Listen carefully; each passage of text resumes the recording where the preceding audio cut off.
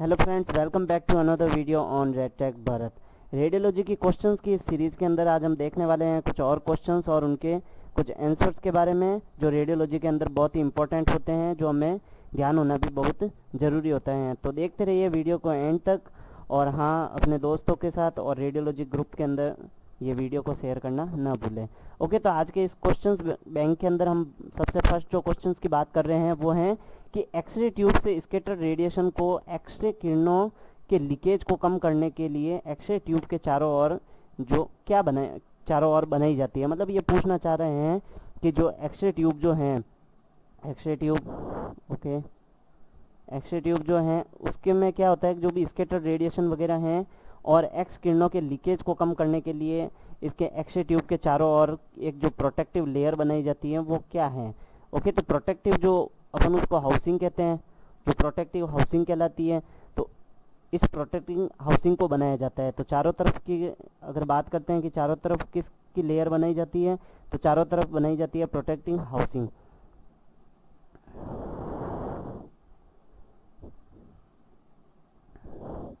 क्या हो गया, चारों तरफ protecting housing.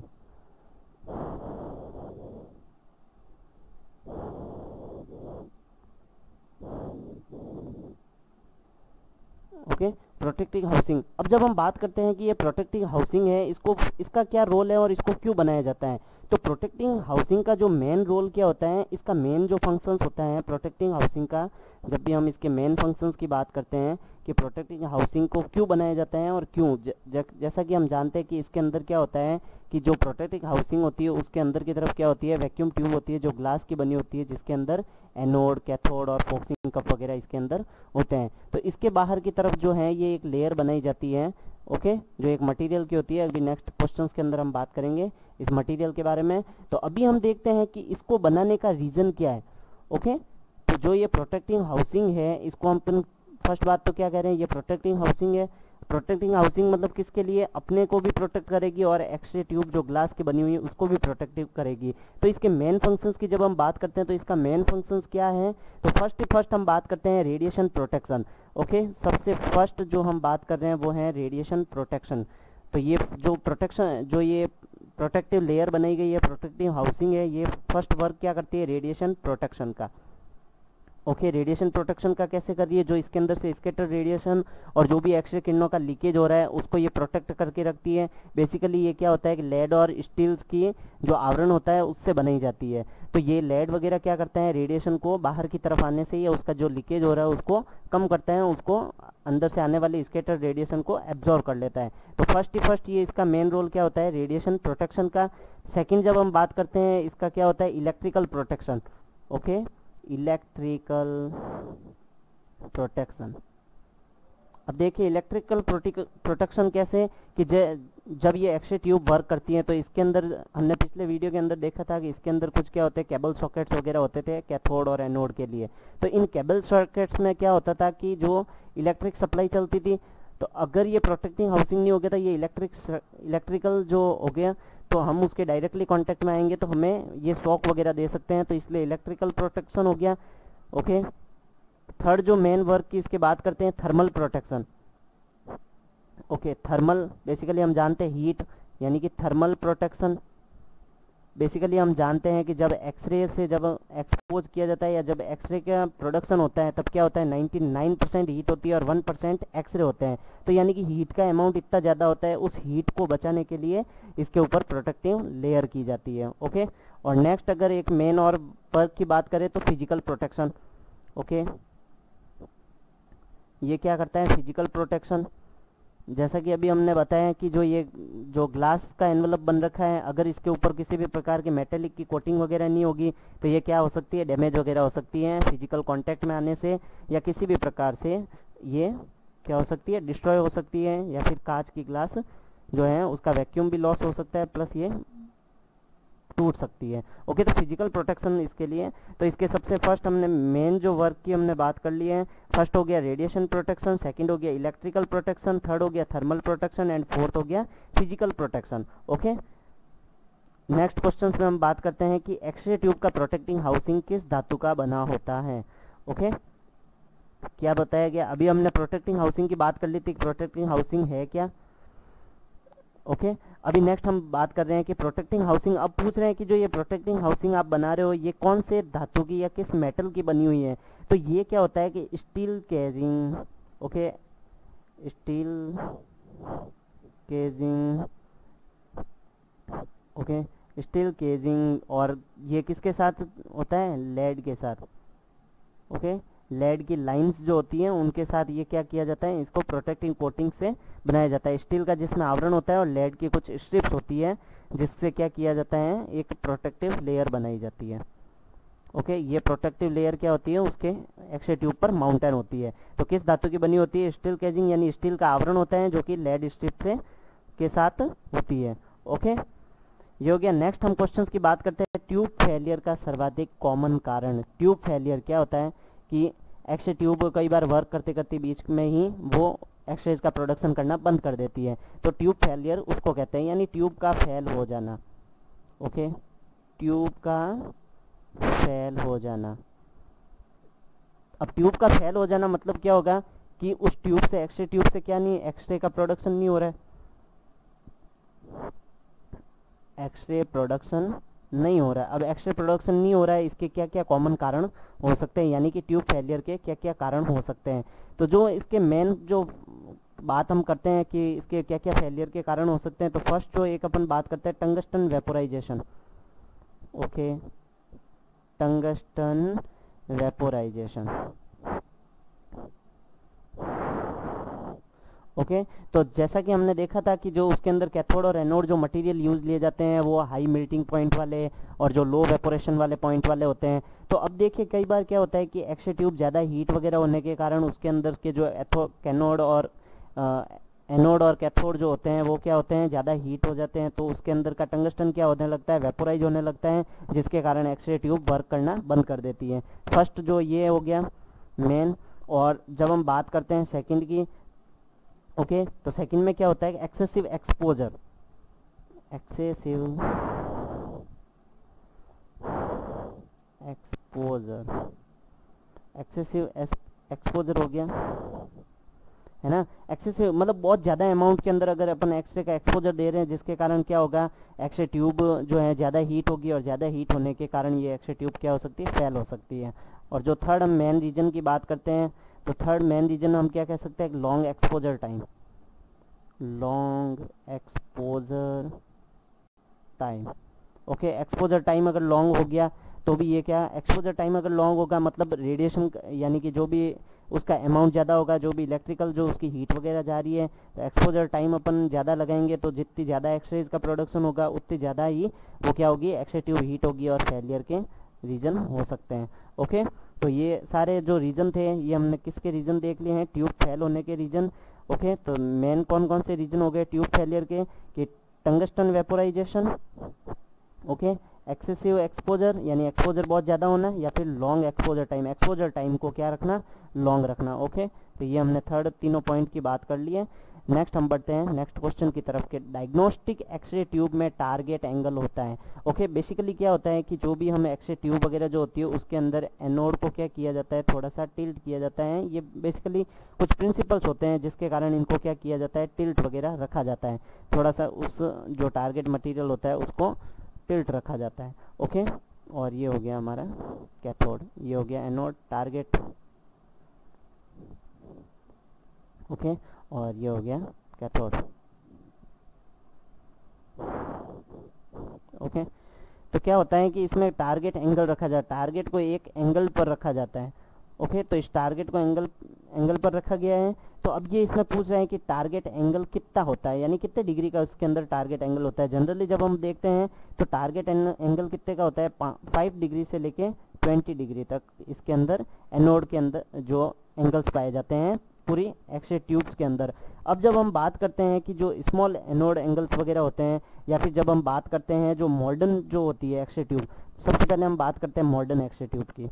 Okay modern x ray tube, तो मॉडर्न एक्सरे ट्यूब में क्या होता है कि जो 10 से लेके 10 डिग्री टू 30 डिग्री तक का एंगल, उसमें एंगल के साथ क्या की जाती है, ट्यूब को डिजाइन किया जाता है। जो भी मॉडर्न एक्सरे ट्यूब जो होती हैं।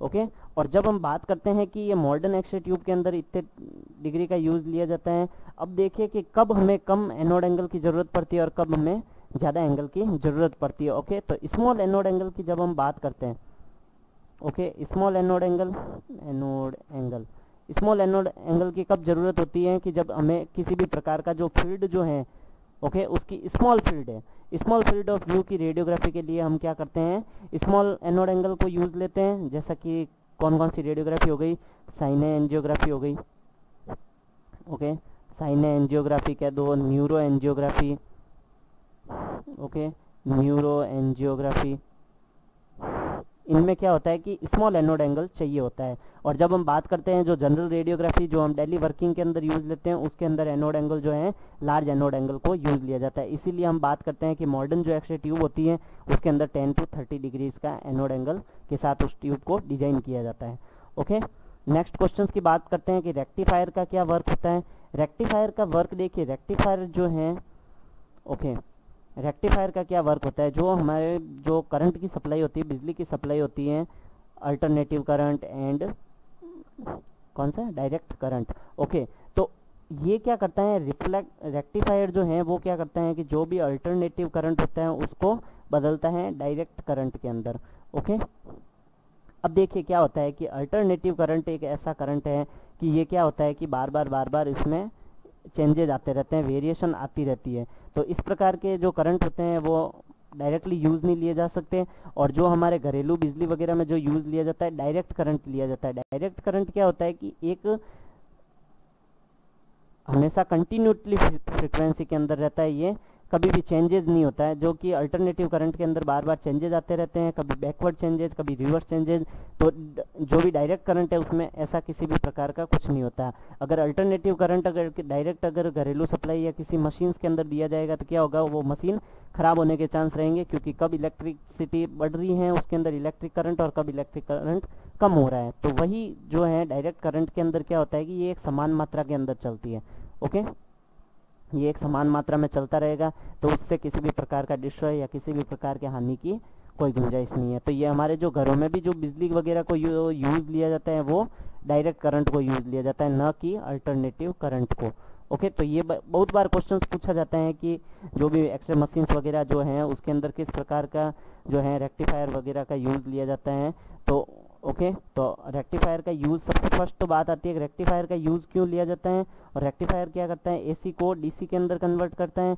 तो अब एसी का क्यों नहीं यूज़ लिया जाता, तो इसके मेन अपन बता सकते हैं कि ये अगर एसी को अल्टरनेटिव करंट को यूज़ लिया गया तो ये मशीन को डिस्ट्रॉय वगैरह कर सकता है, क्योंकि इसके करंट की वेव वगैरह जो होती है समान नहीं रहती। तो हमेशा कौन सा करंट यूज़ लिया जाता है, डायरेक्ट करंट को यूज़ लिया जाता है। नेक्स्ट हम बात करते हैं बक्की क्या होता है। ओके, तो बक्की के बारे में जब भी हम बात करते हैं, बक्की क्या है कि एक मूविंग ग्रिड है। ओके, बक्की की जब बात करते हैं, मूविंग ग्रिड बेसिकली क्या करता है, जो भी स्कैटर रेडिएशन वगैरह होती है उससे हमें बचाता है। ओके, तो ये क्या होती है, लेड की स्ट्रिप वगैरह होती हैं। अब बक्की को अपन क्या कहते हैं, मूविंग ग्रिड कहते हैं। फर्स्ट बात तो हो गई, बक्की क्या है, एक मूविंग ग्रिड है। ओके,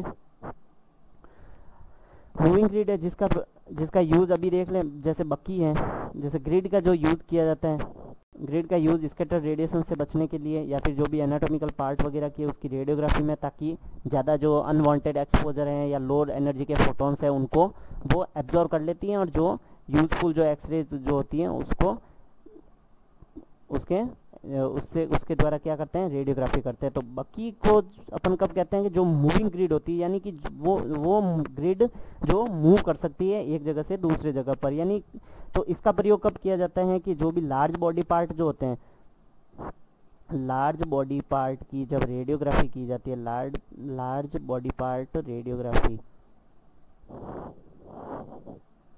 उस रेडियोग्राफी में क्या किया जाता है, बक्की का यूज़ लिया जाता है। ओके, तो बक्की क्या है, फर्स्ट तो मूविंग ग्रिड है, और इसका यूज़ कब किया जाता है, जो लार्ज बॉडी पार्ट हो गया, जैसे कि pelvis part, okay, hip, femur,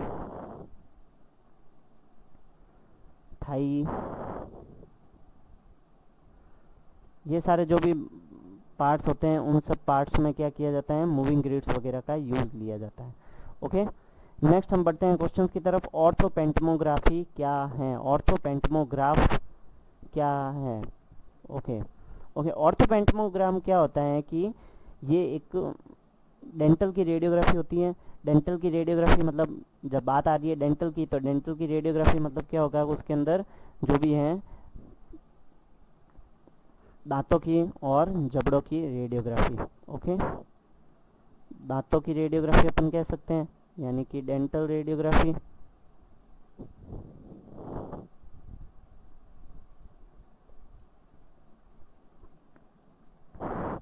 dental radiography हो गया, डेंटल रेडियोग्राफी कह दो, या फिर जो भी पूरा जबड़े की रेडियोग्राफी हो गई जिसके अंदर मैक्सिला मैंडिबल भी आ जाएगा और उसके आसपास के जो भी टिश्यूज वगैरह हैं उनकी भी रेडियोग्राफी जो होगी ऑर्थोपेंटमोग्राफी कहलाती है। ऑर्थोपेंटमोग्राफी में क्या किया जाता है कि जो एक्सरे जो कैसेट्स जो होती हैं वो थोड़ी सी ऑर्थोक्रोमेटिक होती है, यानी कि थोड़ी सी टिल्टेड होती है, यानी कर्व्ड में होती है, जिसके कारण क्या होता है कि पूरे डेंटल की उसके ऊपर रेडियोग्राफी अच्छे से आ जाती है। ओके, ये स्पेशली डेंटल के लिए डिजाइन की गई होती है। ऑर्थोपेंटमोग्राफी कैसेट्स भी कहते हैं, जो ओपीजी कैसेट्स वगैरह भी आती है।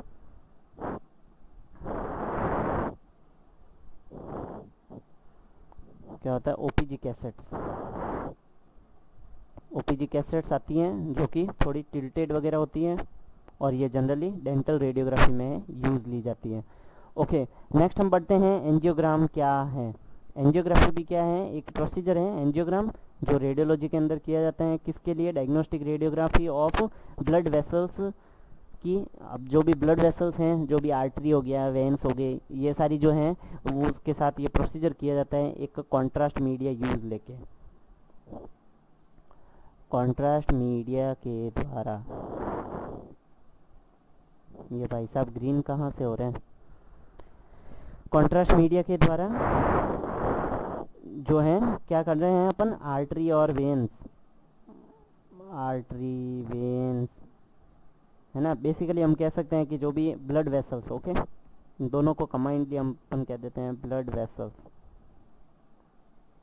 ओके, तो ब्लड वेसल्स की जो रेडियोग्राफी कॉन्ट्रास्ट मीडिया के द्वारा जो की जाती है रेडियोलॉजी के अंदर डायग्नोस्टिक पर्पस के लिए, उसको क्या कहते हैं? जो भी उसकी इमेजिंग वगैरह आती है उसको एंजियोग्राम कहते हैं। और जो ये प्रोसीजर जब किया जाता है या इस प्रोसीजर के बारे में अपन बात करते हैं तो इसके द्वारा अंदर के जो भी प्रोसीजर रहता है उसको कहा जाता है एंजियोग्राफी। एंजियोग्राम तो बेसिकली क्या हो गया कि एक इमेज प्रोसीजर हो गया, और एंजियोग्राफी जब अपन बात करते हैं तो यानी कि वो पूरा प्रोसीजर प्लस उसके अंदर टेकन की गई इमेज।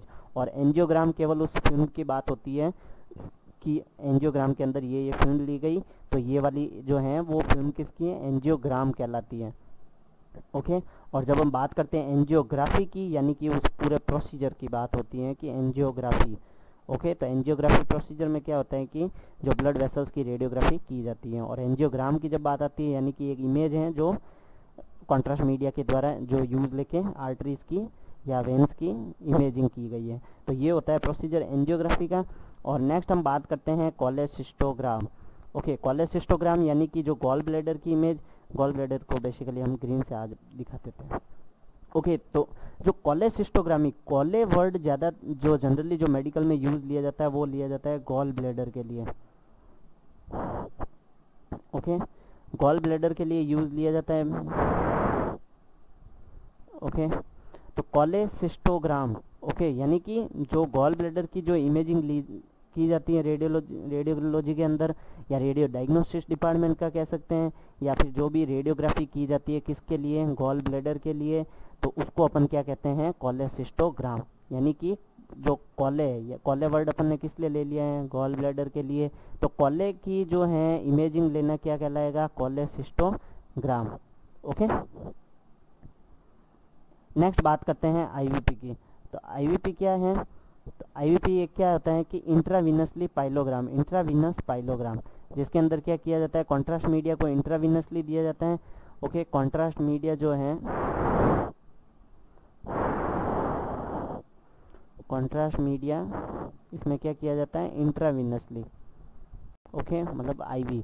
ओके, इंट्रावीनसली क्या किया जाता है? कॉन्ट्रास्ट मीडिया को पुश किया जाता है। पाइलोग्राफी वर्ड है बेसिकली रिनल्स के लिए बात होती है, जो भी रिनल का हो गया। ओके, जिसको हम एक्सिटरी सिस्टम वगैरह कहते हैं। तो ये सारा पाइलोग्राफी के अंदर आ जाता है, जो किडनी हो गया, यूरेटर एंड ब्लेडर। ओके, तो इस पूरे यूरिनरी सिस्टम की जो जांच की जाती है वो आईवीपी के अंदर की जाती है। उसके स्ट्रक्चर्स एंड फंक्शनल्स जो भी पैथोलॉजी वगैरह होती है वो हम आईवीपी के अंदर देख लेते हैं। तो जो इसके अंदर क्या किया जाता है, आईवीपी के रूप में कॉन्ट्रास्ट मीडिया दिए जाते हैं, और जो रीनल का जो होता है पार्ट्स, उन सब पार्ट्स की क्या की जाती है, रेडियोग्राफी की जाती है आईवीपी के अंदर। ओके, तो आईवीपी का फुल फॉर्म क्या हो गया, इंट्रावीनस पाइलोग्राफी। और इस प्रोसीजर में क्या किया जाता है कि कॉन्ट्रास्ट मीडिया आईवी के थ्रू दिया जाता है और रीनल के अंदर उसका फंक्शंस को देखा जाता है कॉन्ट्रास्ट मीडिया का। ओके, और इस कॉन्ट्रास्ट का ट्रेवल देखा जाता है। ये कॉन्ट्रास्ट लास्टली फाइनली कहाँ तक आ जाता है, ब्लेडर के अंदर तक आ जाता है। ओके,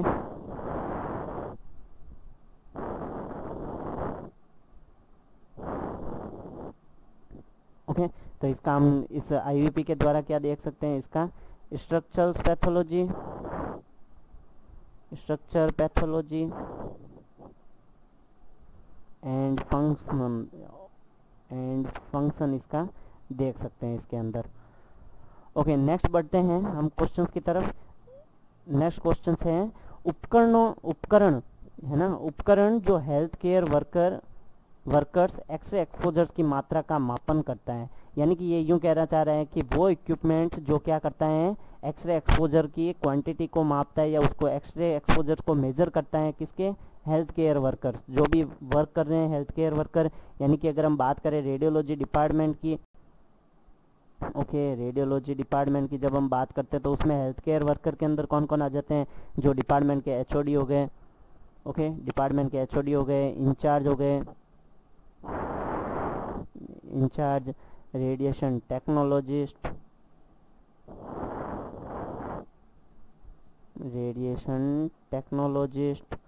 रेडियोलॉजिस्ट, और भी बहुत पूरा रेडियोलॉजी डिपार्टमेंट इसके अंदर इन्वॉल्व होता है, जो कि पूरा रेडियोलॉजी डिपार्टमेंट में जो भी वर्क कर रहे हैं, यानी कि ये सारे जो हैं हेल्थ केयर वर्कर हैं। तो अब ये क्या किया जाता है कि इनके एक्सपोजर की मात्रा का मापन कौन करता है, जो भी हम पर्सनल डोसीमेट्री वगैरह यूज ली जाती है, जिसको अपन कहते हैं पर्सनल मॉनिटरिंग सिस्टम कह दो, ओके, पीएमएस, या फिर पर्सनल डोसीमेट्री भी कहते हैं कि डोसीमेट्री क्या होता है कि जो मापन करने वाला। ओके, तो बेसिकली हम क्या क्या यूज लेते हैं, बहुत पहले हम यूज लेते थे फिल्म बेज, लेटेस्टली जो यूज लिया जाता है मॉडर्न तरीके में, तो टीएलडी हो गया, ओएसएलडी वगैरह भी आने लग गए हैं, जो कि मॉडर्न में अभी हाल ही में यूज हो रहे हैं। ओके, तो फिल्म बेज और टीएलडी, ओएसएलडी, ये सारे क्या है, डोसीमेट्री सिस्टम है, जो क्या करते हैं, उसकी एक्सरे की एक्सपोजर्स की मात्रा को मापते हैं। ओके, और नेक्स्ट जो हम क्वेश्चंस की बात करते हैं,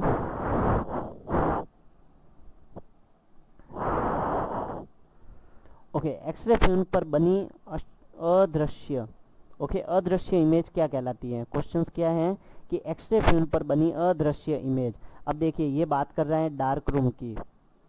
ओके, डार्क रूम के अंदर जो कैसेट्स वगैरह जो होती थी, जिसके अंदर क्या किया जाता था, फर्स्ट उस कैसेट को एक्सपोज किया जाता था। तो एक्सपोज करने के बाद में उसमें क्या होता था कि एक उसके ऊपर लेटेंट इमेज बनती थी, जो क्या होती थी, अदृश्य होती थी। ओके, यानी कि जो अपन आंखों से नहीं देख सकते थे, वो कैसी इमेज हो गई थी, अदृश्य। ओके, फिर इस अदृश्य इमेज को क्या किया जाता था कि डेवलपर, फिक्सर्स, रिंजिंग और वॉशिंग वगैरह करके उसको डेवलप किया जाता था, यानी कि उसको विजिबल बनाया जाता था। ओके, विजिबल बनाया जाता था, और वो एक्सरे क्या होती थी, एक रिकॉर्ड के रूप में अपन उसको यूज लेते थे कि हाँ भाई ये रेडियोग्राफी है। ओके, वो एक रेडियोग्राफी के रूप में काम आती थी। ओके, तो अभी इसको इन्होंने केवल क्या पूछा है, अदृश्य इमेज के बारे में। तो अदृश्य इमेज क्या कहलाती थी, अदृश्य इमेज कहलाती थी लेटेंट इमेज। ओके, तो आज के लिए हम इतना ही देखने वाले हैं क्वेश्चंस के अंदर। Thank you for watching, see you guys in the next video. देखते रहिए रेड टेक भारत, और वीडियो को लाइक करना नहीं भूलना है, और दोस्तों के साथ शेयर करना है, और अभी तक हमारे चैनल को सब्सक्राइब नहीं किया है तो सब्सक्राइब भी कर लीजिए।